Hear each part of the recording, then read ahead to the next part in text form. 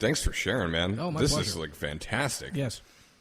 You know, it's great. It has a beautiful malt to it. The hops it's just a balance of the malt and the hops is just beautiful. Bit of a green onion on here too. Yeah, that's a good way to put it. Yeah. It's not really like intense. Don't think that out there in Radio Land that this is like an onioned beer by any means, but it's kind of a residual flavor. But yeah, it's that speaks worlds to me for being so dynamic. The fact that it has kind of like that weird kind of earthiness. Again, for lack of a better word, I mean, this really strikes me as like a really awesome British beer. Absolutely. I mean, like, just like it tastes like Robin Hood. There you go. That's a good description. Yeah. Yeah. It tastes like merry old England. Yeah. Like maybe like hunting rabbits with like my team of Jack Russells on horseback. Yes, that's right. The hounds. Unleash the Release hounds. the hounds. Release the hounds. Anyway, yes, it's definitely, it's like a good pub drink. It's a good pub beer sitting in the pub with your friends. Yeah, this is actually, I would say, better than sitting in the pub. This is like, you're like at an estate. Yeah, like, really? Yeah, and somebody like rolls out like a dusty barrel. The only reason I say that is because this has happened to me. Oh. Yeah, I was in Scotland and southern Is this at your castle? No. This is not. This is somebody else's castle. No, somebody else's castle. It was more of an estate. It was actually it was a bed and breakfast, but like it was this guy's home, his ancestral home, that they converted into a bed and breakfast, and he is cousins with another Englishman that I know very, very well, and I've known for many, many years. And he was like, he was like, oh, he ages beers and like whatever, blah blah blah, all this stuff. And I was like, oh, that'd be interesting. I'd love to see his collection. So I saw his collection, and it was like he had a bunch of bottles, like really, really nice stuff, like a bunch of Thomas Hardy stuff, and like some like very rare beers, and tons of whiskeys and scotches. But he was like, "Oh, you want to try this? We just tapped this the other day," and it was a cask, and the cask was from like the early '80s, I want to say, and it was like. And I was like, oh, this is probably going to be, like, really gross. Like, super thick and, like, not fizzy, not, like, whatever. But, like, outside my flavor profile. And it was originally a bitter style. So he, pulled me a couple pulls on it and, like, filled up my glass. And I tried it. And I was like, oh, my God. This was the best beer I've ever had. And I've tried to look up the brewery, and I can't remember the name of it since then. And there's no record on the internet of it. It went out of business like mid '80s, whatever. There's one guy that was talking about it like a few years ago. He was like, "There's some internet chatter about it, but like there's no actual information." But this was the best beer I've ever had in my entire life, and it reminds me of like doing that, like going there, doing that, like. Getting it out of like a wooden barrel, like just like boom, here you go. And it's like, yeah, Something really special. yeah. Wow. And it has to be like shitty and rainy outside. Yeah, right. Yeah. Dave, what do you think about it? This is fabulous, and I'm eating a plowman's lunch with it. Yeah, perfect. Yeah, it's just I'm there, and I'm sitting on that dusty barrel.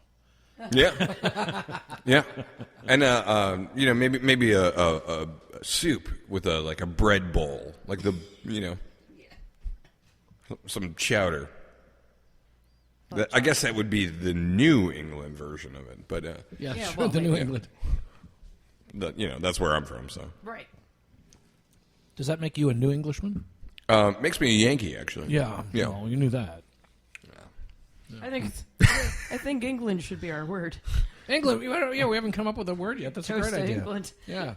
Old England. Toast, We're gonna I put just more finished beer, though. mine. Oh yeah. We have to more. New England or Old England, either one. What we're doing is, like I say, we have 4 different years of this. This is the newest one. This is the 2013. 2013. We have 2012, we have 2011, and we have 2009. They had run out of the 2010. Oh, that's a shame. So that's when they packaged it, they skipped 2010. But on the same token, we have 2009. So They skipped a year. yeah, That's Going back in maybe time. maybe it was a leap year We're going back in time. because that probably shouldn't have anything to do with it. Probably shouldn't. Well, just stop me at any time. Make him stop. Yeah, stop me at any time. Make 'em Vintage Ale is stop. a truly distinguishable bottle conditioned beer. Each vintage is a blend of that year's finest malt and hops, creating a unique limited edition brew. Being bottle conditioned, it is after bottling the flavors truly begin to develop and change to continue to do throughout the life of the beer. The following is a quick guide to the 16 previous vintage ales that, together with the 2013 edition, form the classic range. And it goes through, this document goes through 1997, 1998, 99, goes all the way through 6, 7, 8, 9, 10, 11, and 12. So, which year are we opening now? this is the 2012. 2012. It's the 16th vintage ale. Finest hops and varieties, including Goldings, Taggart, and Organic Sovereign.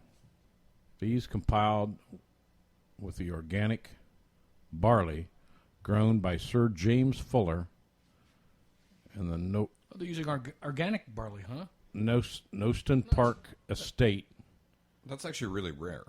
and our distinctive yeast work to give the... No, sorry, can't read the rest. A Tune in luxurious next time. and memorable flavor. Here comes the luxury part in the 2012. Look at that. Now, that is what he said was Sir John Fuller. Thank you. So we probably should know why he is a sir. So this one is a year older than the one we just had. I'm curious to see. Okay. That's cool. Yeah. So Kind of a this one, although this one we agitated, so it's going to be a little bit cloudier. It's going to have a little bit of a kind of chalkier finish. holy smokes. This That's is wonderful. actually absolutely beautiful beer. Mm-hmm. Wow. Wow. This is outstanding. Now You know, this, it's a this is, significant difference between this and the other one. yeah, Yeah. it's vastly different. And I was actually really wondering how different they were going to be. And like I got to say that like this is absolutely amazing.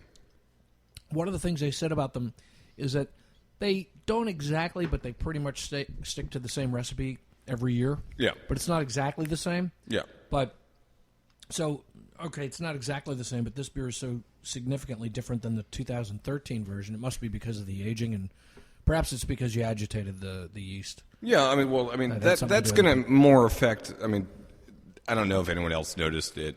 The translucent nature of the beer.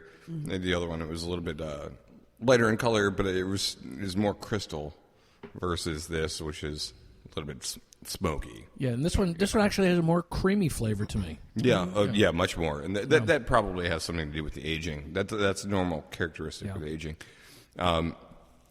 Well, I don't know if I mentioned it on the show. We talked about it earlier, but if I did mention it, forgive me. But on the Fuller's website, they're joking around. But not joking around, but they were serious. They said, there's a use by date on each bottle. He goes, really, you have to do reverse on that because you have to consider that to be the first date to drink that beer is the end date. And he says they just get better over years. Yeah. Yeah, I mean that's been our experience, and we've had several of the Fuller. Well, I mean not several Fuller varieties at the bar, but we've had a couple, and it's interesting. The 1842. Yeah. It's either 42 or 45. I don't know. Yeah, I can never remember. But which I is think a it's great 45. 45. Yeah. Okay. I think. So, which is a great beer. But every time we get it, it's a little different. And, the first time we got it, it was really smooth and like super balancy and like very good. And like we sold out immediately. The second time we got it in, it was a little bit more malty. And it didn't appeal to the people, and probably the weather was probably... I thought the first case was much, much better. It's still great, but first case tasted better. Yeah, and this last round that we got in, which is recent, is less malty, but has kind of like it has this like weird bitter thing that I can't really like put my finger on, and I should be able to because I know a lot about English beers. And English beers. English. Cheers. Don't touch my glass. But It wasn't they're all. England, but it was English. But that one you're talking about, the 1845, and this fabulous beer here, they're all bottle conditioned. So they're constantly Yeah, they're changing. going through a change. Yeah, they're And- consistent. Yeah. Could this one be better tomorrow or 20 days from now?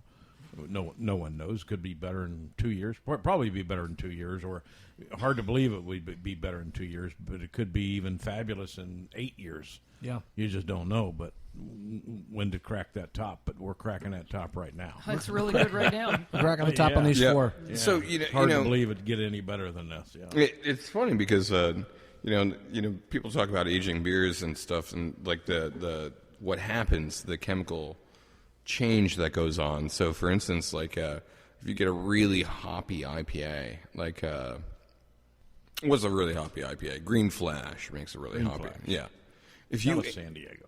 out of San Diego, if you age that, it actually drops that It does, yeah. hoppiness, and it becomes much more smooth. And the funny thing is that the IBUs stay the same, Yeah.